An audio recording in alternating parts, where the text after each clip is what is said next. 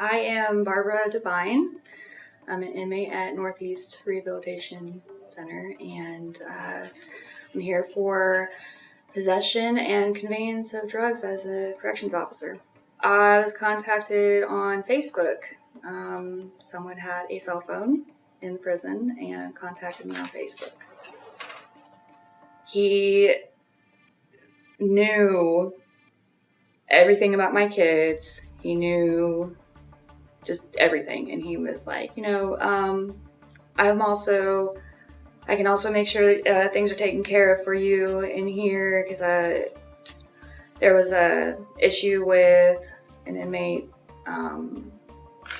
that had been harassing me and bothering me, and he had that person taken care of, and so I owed him.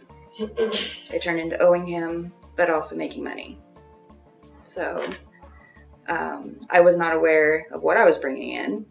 It was already packaged. I was just told to bring it in. It was like a form of manipulation. And so I felt like I kind of had to do it anyway. But then the money aspect, that was what really triggered, because I needed the money. I was desperate. And he would come out of place and show up into whatever unit I was working in and like look for me and say like, I need you to do this. Are you going to do this? Like, he wouldn't leave me alone about it. And I kept telling him like, no, I can't do this.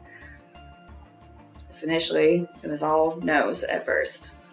And I thought, okay, you know what? I know lots of people have done this and have gotten away with it, because obviously how else are we getting it in here? But I said, well, I'll do it. I need the money, so why not?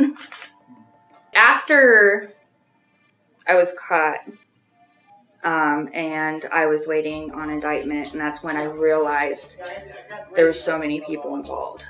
I was getting death threats because I owe them all this money now, and that's how I'm like, well, they know where, and they said my address and what I was driving and my license plate number, and they knew everything, and I was like, oh my gosh.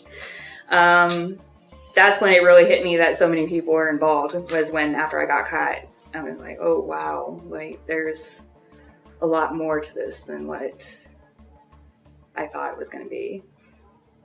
I want to shed light on an ongoing problem.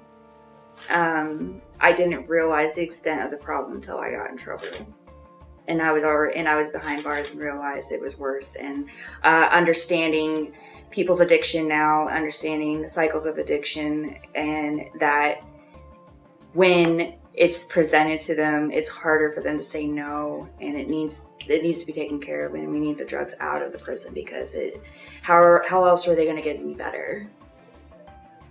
And that's what I want to do, is I want to shed that light. It's, not just visitors, but staff,